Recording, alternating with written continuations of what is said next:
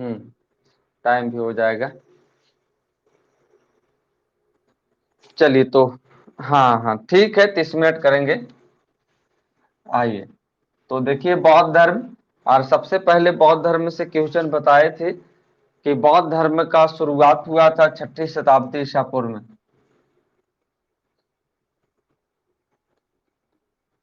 6ठी शताब्दी ईसा पूर्व में। और ईसा पूर्व को क्या लिखते हैं इंग्लिश में? बीसी लिखते हैं, बिफोर ऑफ क्राइस्ट लिखते हैं। चलिए, कहा जाता है कि बौद्ध धर्म का संस्थापक जो व्यक्ति किए थे उनका नाम था गौतम बुद्ध। गौतम बुद्ध के द्वारा ही बौद्ध धर्म का शुरुआत किया गया था। गौतम बुद्ध को इसीलिए लाइट ऑफ एशिया कहा जाता है। क्या कहा जाता है? Light of Asia. एशिया का ज्योतिष पुरुष, एशिया का प्रकाशित पुरुष, एशिया का पुंज, एशिया का दीप, सब इन्हीं को कहा जाता है, गौतम बुद्ध को, जिनका जन्म 563 ईसा पूर्व में हुआ था। कितना में हुआ था? 563 ईसा पूर्व में। जन्म से क्वेश्चन जो भी आएगा देख लेंगे। कहता है गौतम बुद्ध का जन्म 563 ईसा पूर्व में हुआ था। कितना ईसा पूर्व में हुआ था? 563 ईसा पूर्व में हुआ था। जन्म हुआ था नेपाल में। कहा हुआ था? नेपाल के कपिलवस्तु के कौन स्थान पे? लुम्नी नामक जंगल में। कौन नामक जंगल में? लुम्नी नामक जंगल में। चलिए, तो गौतम बुद्ध का जन्म 563 ईसा पूर्व में नेपाल के कपिलवस्तु के कौन जंगल में हुआ था? लुम्नी नामक जंगल में हुआ था। कहा जाता है गौतम बुद्ध के माता की नाम महामाया देवी, महामाया देवी, तथा पिता का नाम सुदोधन था। पिता का नाम क्या था? सुदोधन था। चलिए, यहाँ माता पिता का नाम बताने से पहले आप लोग को बताए थे हम कि गौतम बुद्ध का जन्म जो हुआ था वो वैशाख पूर्णिमा के दिन हुआ था। कौन पूर्णिमा के दिन हुआ था? वैशाख पूर्णिमा के दिन हुआ था। जन्म जो हुआ था शाक कुल में हुआ था। कौन कुल में हुआ था? शाक कुल में हुआ था। जन्म हुआ था क्षत्रिय जाति में, यानी जाति के क्या थे ये? क्षत्रिय थे। ये सब क्लियर है ना? जाति के क्षत्रिय थे। कहा जाता है कि गौतम बुद्ध का जन्म जो हुआ था उसका प्रतीक जो था, जन्म का प्रतीक कमल और षड, कमल और षड। चलिए, जन्म वैशाख पूर्णिमा के दिन शाककुल में हुआ था, क्षत्रिय जाति में हुआ था, प्रतीक कमल और षड था। गौतम बुद्ध का जन्म होने के 7वें दिन बाद इनके माता, जो कि नाम महामाया देवी, कौन देवी? महामाया देवी, इनका क्या हो गया था? मृत्यु हो गया था। हेलो, सुन रहे सब लोग ना? सब शांत लगा दिया आप लोग एकाएक। मृत्यु हो गया था 7वें दिन बाद। और 7वें दिन बाद मृत्यु होने के कारण इनका लालन पालन, पालन पोषण जो करती है उनका नाम होता है प्रजापति गौतमी। प्रजापति गौतमी, यानी बुद्ध को पालन पोषण करने वाली जो थी वो इनकी मौसी थी प्रजापति गौतमी, क्योंकि इनकी माता की क्या हो गया था? मृत्यु हो गया था। क्या हुआ था? मृत्यु हो गया था। और मृत्यु वो हुआ था 563 ईसा पूर्व में ही, यानी जन्म के 5 6 दिन 7 दिन बाद इनके माता की मृत्यु हो गई थी। बहुत छोटे थे उसी समय। चलिए, तो माता की नाम, पिता का नाम, मौसी की नाम यानी सैतेली माँ की नाम। इनके बचपन का नाम था सिद्धार्थ। बचपन का नाम क्या था? सिद्धार्थ। इनके नाना के द्वारा दिया गया नाम कर्ण था। क्या था? कर्ण था। इनके घोड़ा का नाम था छंदक या कंथक। छंदक या कंथक। चलिए, इनके सारथी का नाम था चना। आप लोग को सुनाई दे रहा है ना सब लोग को? हाँ, एकदम शांत पड़ गए इसलिए। हाँ, बोलते रहे। तो इनके सारथी का नाम चना और घोड़े का नाम छंदक या कंथक। सब लोग देखिएगा, याद कीजिएगा, ये सब पढ़ा दिए थे। बचपन का नाम सिद्धार्थ था, नाना के द्वारा कर्ण था, है ना। गोत्र का नाम इनका गौतम था, सारा चीज पढ़ा चुके थे। मौसी की नाम प्रजापति गौतमी, सैतेली माँ की नाम प्रजापति गौतमी। माता के नाम महामाया देवी, पिता का नाम शुद्धार्थ। कहता है जन्म स्थान था नेपाल के कपिलवस्तु के लुम्बिनी में। जन्म हुआ था वैशाख पूर्णिमा, शाक कुल क्षत्रिय जाति में। जन्म का प्रतीक कमल और षड था। यहां तक कोई दिक्कत आप लोगों को याद आ रही है पीछे वाला? चलिए, याद होगा सब लोग को, ऐसा नहीं कि भूल गए होंगे, इतना दिन में याद रहेगा। और याद ये सब दिन रहेगा आपको।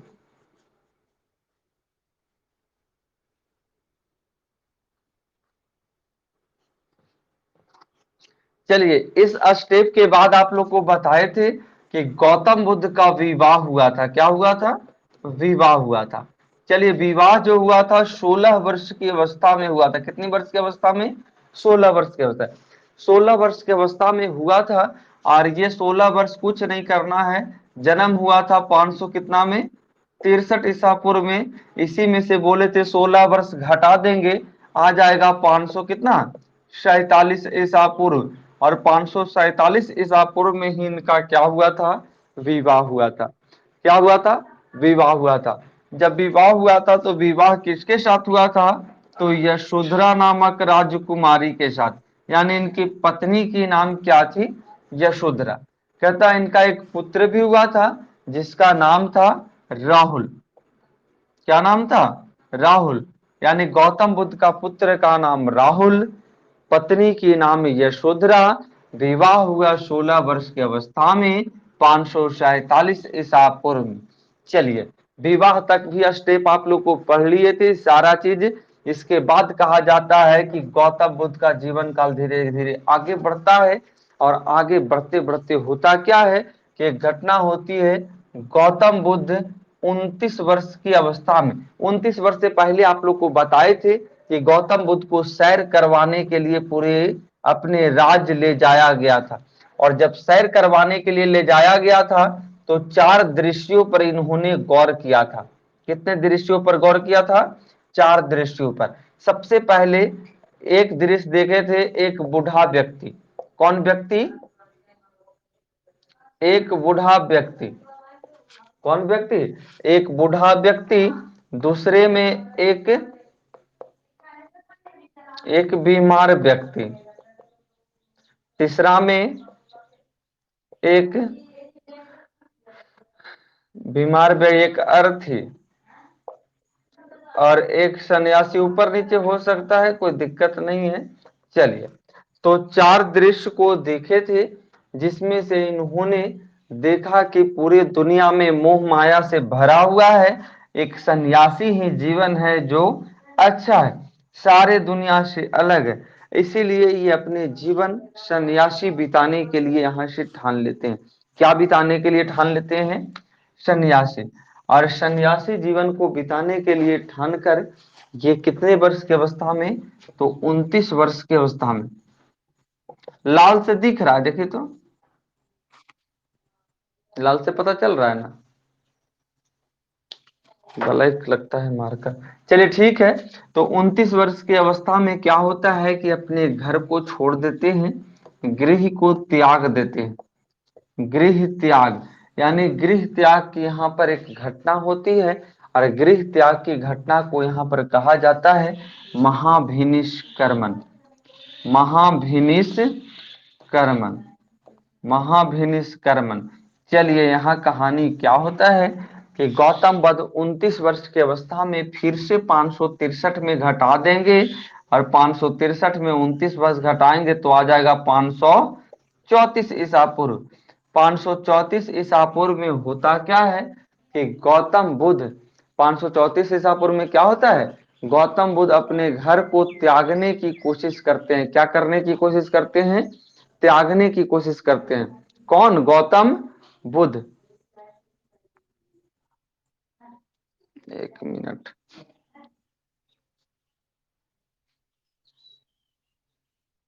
चलिए, तो गौतम बुद्ध 534 ईसा पूर्व में घर त्याग की घटना करते हैं। और घर त्यागते हैं, उस घटना को कहा जाता है महाभिनिष्क्रमण। कहा जाता है 12 बजे आधी रात में सभी को छोड़कर गौतम बुद्ध चल पड़ते हैं। बस इनके साथ सारथी और इनका जो घोड़ा होता है छंदक, वो चलता है। चलिए, तो 534 ईसा पूर्व में गृह त्याग बुद्ध को होता है, वो भी वैशाख पूर्णिमा के दिन होती है। गृह त्याग जब होता है तो सबसे पहले घर छोड़ने के बाद गौतम बुद्ध कौन नदी के तट पर पहुंचे थे? अनुमा नदी। ये सब भी बता दिए थे। अनुमा नदी में जाते हैं गौतम बुद्ध, तो स्नान ध्यान करने के बाद होता क्या है, गौतम बुद्ध अपना राजा का वस्त्र को त्याग करते हैं, जिसको हम लोग लिखते हैं राजसी वस्त्र, और राजसी वस्त्र को त्याग करते हैं। उसके बाद इन्होंने सन्यासी वस्त्र को धारण करते हैं, और धारण करने के बाद अपने सारथी और घोड़े को वापस लौटाते हुए यहां से गौतम बुद्ध पैदल यात्रा की शुरुआत करते हैं। कहां से? गौतम बुद्ध अनुमा नदी के तट पर से। कौन नदी के तट पर से? अनुमा नदी के तट पर से गौतम बुद्ध का पैदल यात्रा की शुरुआत होती है। कौन नदी के तट पर से? अनुमा नदी के तट पर से। तो चलिए, गौतम बुद्ध घर छोड़ते हैं, और घर छोड़ने के बाद जब अनुमा नदी के तट से निकलते हैं, है ना, अनुमा नदी के तट से जब चलते हैं, अपना सन्यासी जीवन बिताने के लिए निकल पड़ते हैं, पैदल यात्रा की शुरुआत करते हैं, तो जंगल की रास्ते हुए चलते हैं। और जंगल के रास्ते हुए जब अनुमा नदी के तट पर से चलते हैं, तो सबसे पहले गौतम बुद्ध पहुंचते हैं वैशाली विहार। कहाँ पहुंचे थे? वैशाली, जो कि हमारा बिहार में ही स्थित है। वैशाली विहार, जो कि आज भी लोग, नेता लोग भाषण देता है तो कहता है बुद्ध और महावीर की धरती है ना। चलिए, तो वैशाली विहार पहुंचते हैं, और जब वैशाली विहार पहुंचते हैं तो यहाँ एक आश्रम कुटिया मिलता है, जहां एक व्यक्ति से मुलाकात होती है, और वो व्यक्ति होते हैं आलार कलाम। आलार कलाम गौतम बुद्ध का सबसे प्रथम गुरु बनते हैं। बनने का सौभाग्य प्राप्त होता है किनको? आलार कलाम को। तो आलार कलाम कहा जाता है कि वैशाली के रहने, पूछेगा आलार कलाम कहाँ के रहने वाले थे? वैशाली के रहने वाले थे। गौतम बुद्ध के कैमे गुरु थे? तो प्रथम गुरु थे। गौतम बुद्ध ने इनसे किस दर्शन की शिक्षा ग्रहण किया था? तो शाख दर्शन। कौन दर्शन? शाख दर्शन। कौन सा दर्शन? शाख दर्शन। कौन सा दर्शन? शाख दर्शन की शिक्षा ग्रहण किए थे। शाख दर्शन की शिक्षा ग्रहण किए थे कौन? गौतम बुद्ध। चलिए, 1 मिनट रुकिएगा संजीव। हाँ,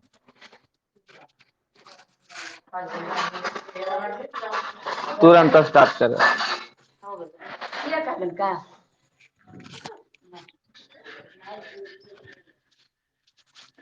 चलिए, हाँ, तो आलार कलाम गौतम बुद्ध का कैमे गुरु हैं। प्रथम गुरु शाख दर्शन का शिक्षा ग्रहण करते हैं। साउंड नहीं जा रहा है? किनके पास नहीं जा रहा है साउंड?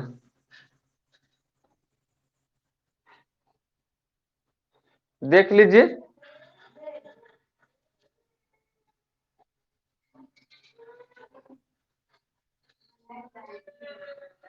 ओ, तो आप साउंड को क्लिक कीजिए ना, उसको ऑन कीजिएगा तभी ना जाएगा।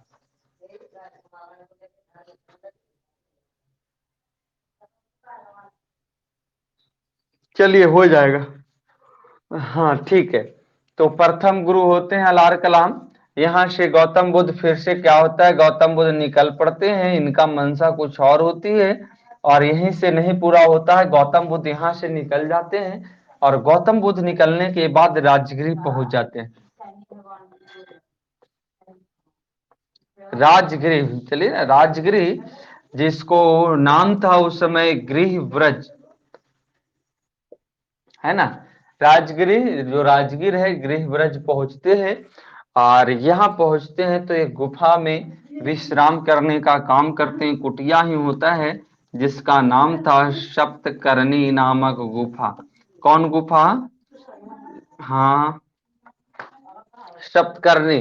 सप्तकर्णी नामक गुफा में विश्राम करते हैं, जहां एक व्यक्ति से मुलाकात होती है, जिसका नाम होता है रुद्रक्रामपुत्र।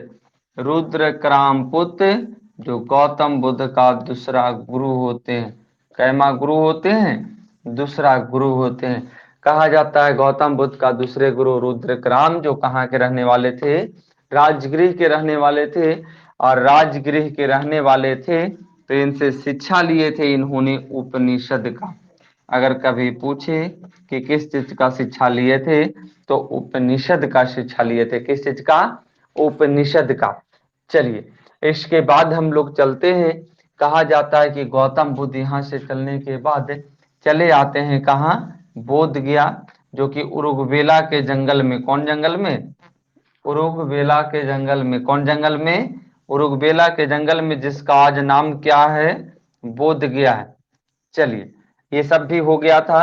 बोध गया पहुंचे थे और बोध गया में ही सारी कारनामा होता है ज्ञान की प्राप्ति।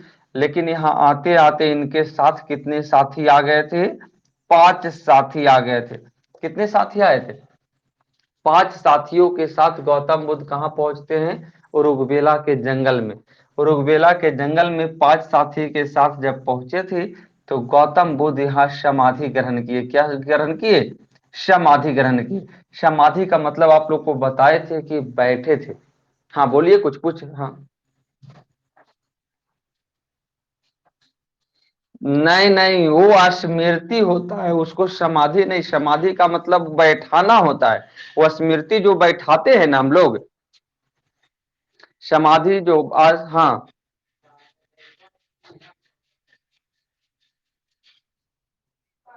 हाँ, तो समाधि का मतलब होता है ना वहां पे समाधि होता है कि अपना मृत्यु जीवन को त्यागने के लिए, शरीर को त्यागने के लिए एक जगह वो स्थिर हो जाते हैं, बैठ जाते हैं या खड़े हो जाते हैं, जिसको कहते हैं समाधि। कि अब हमको यहाँ से कहीं नहीं जाना है, अब अंतिम क्षण में यानी मृत्यु को प्राप्त कर लेना है। तो मृत्यु के प्राप्ति के लिए वो समाधि करते हैं। ये गौतम बुद्ध जो थे, ये ज्ञान की प्राप्ति के लिए समाधि किए थे, यानी बैठे थे कि जब तक हमको ज्ञान की प्राप्ति नहीं होगा ये समाधि रहेगा। समझे?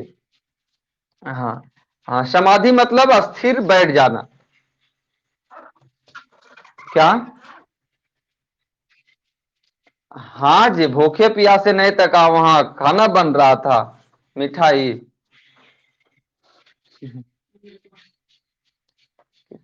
आजकल वैसा होता नहीं है, होने वाला हो नहीं रहा है, करने वाला करता नहीं है। संत महात्मा। चलिए, तो रुकवेला के जंगल में बोध गया, जिसका आज नाम है, पहुंचते हैं 5 साथियों के साथ। यहाँ आते आते 5 साथी हो जाते हैं इनके साथ, समाधि ग्रहण करते हैं। समाधि का मतलब अभी बताया कि बैठते हैं। बैठते हैं तो बैठने के 42वें दिन बाद, ये सब पढ़ाए थे भी पहले भी हम, 42वें दिन बाद घटना घटती है कि एक किसान की पुत्री, जिसकी नाम होती है सुजाता, और सुजाता नामक राजकुमारी ने उस गौतम बुद्ध को खीर बना के खिलाने की काम करती है। जो कि खीर खाने के बाद क्या होता है कि जो 5 साथी होते हैं, वो गौतम बुद्ध को पाखंडी कहता है। क्या कहता है?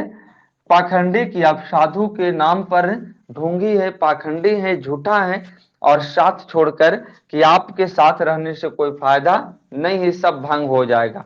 वो चला जाता है पांचों, और गौतम बुद्ध वहीं पर समाधि ग्रहण करते हैं। कहता है कि गौतम बुद्ध लगातार ज्ञान की प्राप्ति, क्योंकि वो जानते थे कि मेरे आत्मा में क्या है। दुनिया तो कुछ भी सोचता है, लेकिन जो आदमी जो रहता है वो तो जानता ही है ना। तो कहा जाता है, चलिए तो देखेंगे इधर। कहा जाता है कि समाधि ग्रहण करते हैं, और समाधि ग्रहण करते हुए उनको 6 वर्ष की कठिन तपस्या के बाद, कितना वर्ष? 6 वर्ष की कठिन तपस्या के बाद आखिर उनको ज्ञान की प्राप्ति होता ही है। और ज्ञान की प्राप्ति होता है तो कहा जाता है कि ज्ञान की प्राप्ति किस नदी के तट पर? तो निरंजना नदी के तट पर। यानी समाधि ग्रहण कौन नदी के तट पर किए थे? निरंजना नदी के तट पर। एक वृक्ष का नाम बताएगा तो उसका नाम था पीपल वृक्ष। कौन वृक्ष? पीपल वृक्ष के नीचे, निरैना नदी के तट पर, उरुगवेला के जंगल में इनको ज्ञान की प्राप्ति होता है। क्या हुआ था? ज्ञान की प्राप्ति होता है। और ज्ञान की प्राप्ति जब हुआ, तब इनको कहा गया बुद्ध।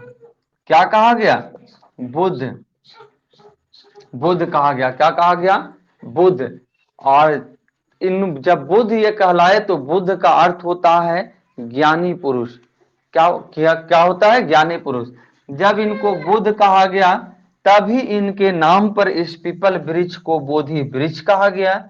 इस उरुगवेला के जंगल को नाम बदलकर गया के नजदीक होने के कारण, गया तो काफी प्राचीन से आ रहा है, बुद्ध गया कहा गया। शुद्ध में बुद्ध गया होता है, तो बुद्ध गया कहा गया। उस गौतम बुद्ध का गोत्र का नाम था गौतम, और ज्ञान प्राप्ति के बाद बुद्ध कहलाए, जोड़कर गौतम बुद्ध। सब ये घटना हुआ कब? तो 6 वर्ष यहाँ तपस्या किए थे, यानी घर छोड़े थे 29 वर्ष में, है ना। तो 35 वर्ष की उम्र हो गया था, और 35 वर्ष 563 में फिर क्या करेंगे? घटा देंगे, तो 528 ईसा पूर्व आ जाएगा। कितना ईसा पूर्व? 528 ईसा पूर्व। तो 528 ईसा पूर्व में ये सारे, यहाँ बोलिए, बोलिए बोलिए, सुन रहे। नहीं, वृक्ष कट गया, छठा वृक्ष है। बहुत बार कटा है, बहुत बार लगवाया गया है, छठा वृक्ष।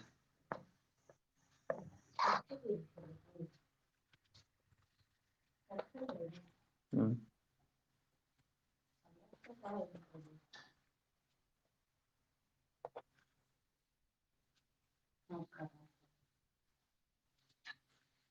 चलिए, यहां तक कोई प्रॉब्लम आप लोगों को? याद तो होगा ही सबको, एकदम कहानी जैसन हो ना। चलिए ठीक है। उसके बाद आगे पढ़ते हैं। कहा जाता, कहां तक पहुंचे थे? गौतम बुद्ध को ज्ञान की प्राप्ति हो गई, है ना। चलिए, ज्ञान की प्राप्ति होने के बाद गौतम बुद्ध क्या करते हैं कि गौतम बुद्ध सबसे पहले अपना प्रथम उपदेश देते हैं। क्या देते हैं? ज्ञान की प्राप्ति होने के बाद प्रथम उपदेश देने का काम करते हैं। क्या करते हैं? प्रथम उपदेश देते हैं। और गौतम बुद्ध प्रथम उपदेश जो अपना दिए थे,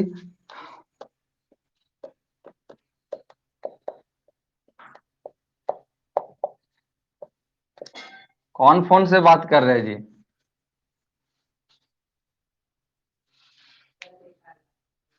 चलिए, तो सारनाथ उत्तर प्रदेश, जो उत्तर प्रदेश में स्थित है, यहाँ पर एक पार्क है जिसका नाम है ऋषिपतनम। कौन पार्क है? ऋषिपतनम, जिसका एक और नाम है हिरण्मय। बताए थे आप लोग को उस समय भी दो नाम, ऋषिपतनम उसी का नाम, हिरण्मय नामक पार्क, जहां गौतम बुद्ध अपना सबसे पहला उपदेश दिए थे। और उपदेश दिए थे, तो यहाँ पर से क्वेश्चन बनता है कि उपदेश किस भाषा में दिए थे? तो पाली भाषा में दिए थे। कौन भाषा में? पाली भाषा में। कितने लोगों के बीच दिए थे? तो 5 लोगों के बीच दिए थे। उपदेश देने की घटना को कहा क्या जाता है? तो धर्म चक्र परिवर्तन कहा जाता है। धर्म चक्र परिवर्तन। चलिए, ये सब क्लियर है ना। तो उपदेश देने से इतना आता है, क्वेश्चन किस भाषा में दिए? पाली भाषा में। कहाँ दिए? तो सारनाथ में। सारनाथ किस राज्य में? उत्तर प्रदेश में। कौन पार्क में? ऋषिपत्तनम को किस नाम से? हिरण्मय नामक नाम से जाना जाता है। किस भाषा में? पाली भाषा में। कितने लोगों के बीच? 5 लोगों के बीच। इस घटना क्या कहलाती है? धर्म चक्र परिवर्तन कहलाता है।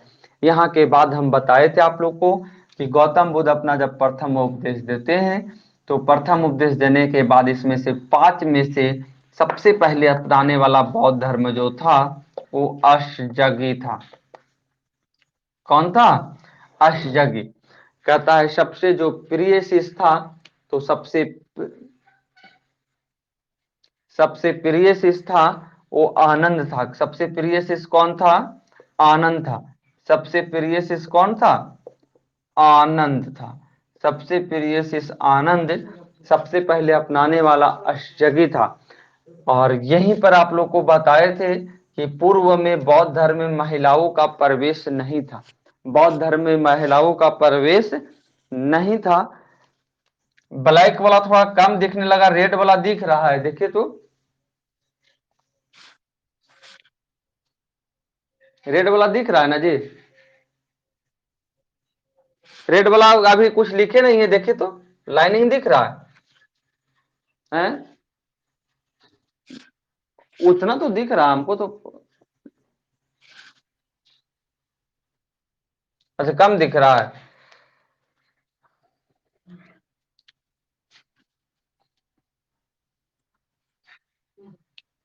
इनका डब्बा कहीं रखा है, वो बोले ना कि इधर उधर गड़बड़ हो गया सब।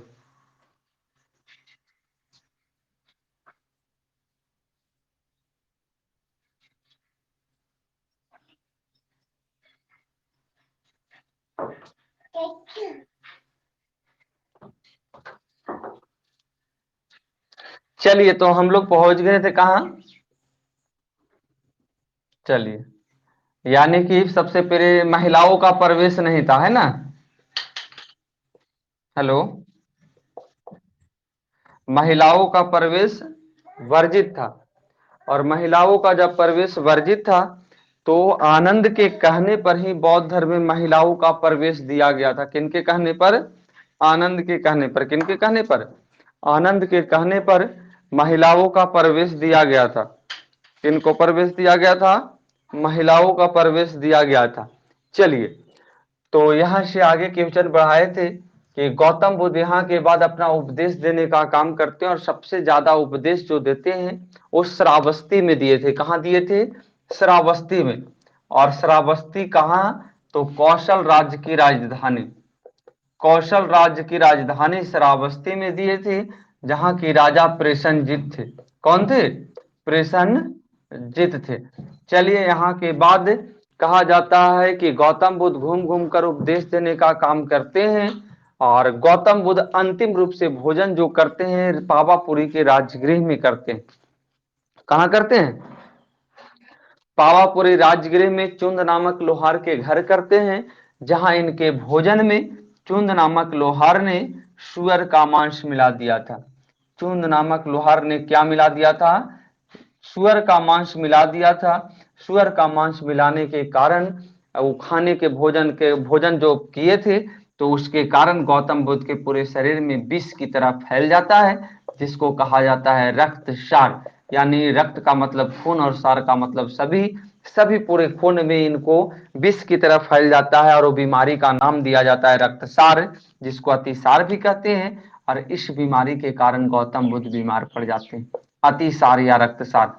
जब बीमार पड़ते हैं तो इनको अंतिम रूप से सेवा करने के लिए कौन जाता है?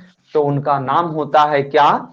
अंतिम रूप से जो सेवा करने के लिए जाते हैं उनका नाम होता है जीवक। राजवैद्य जीवक भूल गए आप लोग? राजवैद्य जीवक होते हैं। और राजवैद्य जीवक किनके शासन काल में रहते थे? तो बिंबिसार के दरबार में रहा करते थे। किनके दरबार में रहा करते थे? क्या नहीं लिखवाए थे? तो कोई बात नहीं है, लिखवा देंगे, है ना? यही सब तो होता है, रिवीजन करने कोई छूट छाट गया है तो उसको कवर हो जाएगा। यानी सेवा करने के लिए मौका इन्हीं को मिला था, यही गए थे सेवा करने के लिए, और सेवा करने के लिए गए थे। तो हेलो। हाँ, तो गौतम बुद्ध का इसके बाद मृत्यु ही हो जाता है, बीमार पड़ जाते हैं, खाना पीना छोड़ देते हैं, बीमार पड़ जाते हैं, जिसके कारण इनको मृत्यु हो जाता है 80 वर्ष की अवस्था में। कितने वर्ष की अवस्था में? 80 वर्ष की अवस्था में मृत्यु हो जाता है। और 80 वर्ष की अवस्था में मृत्यु होता है, यानी मृत्यु इनका हुआ था 483 ईसा पूर्व में। कितना ईसा पूर्व में? 483 ईसा पूर्व में इनका क्या होता है? मृत्यु हो गया था। मृत्यु जब होता है तो बहुत सारे वर्गों में लड़ाई झगड़ा होने लगता है। कुछ लोग का कहना था मेरे घर का, मेरे जाति का, मेरे कुल का, और बहुत सारे जाति कास्ट का होने लगता है लड़ाई झगड़ा। तो इनके शरीर को मृत्यु होने के बाद, मरने के बाद 8 भागों में बांटा जाता है। कितने भागों में? 8 भागों में।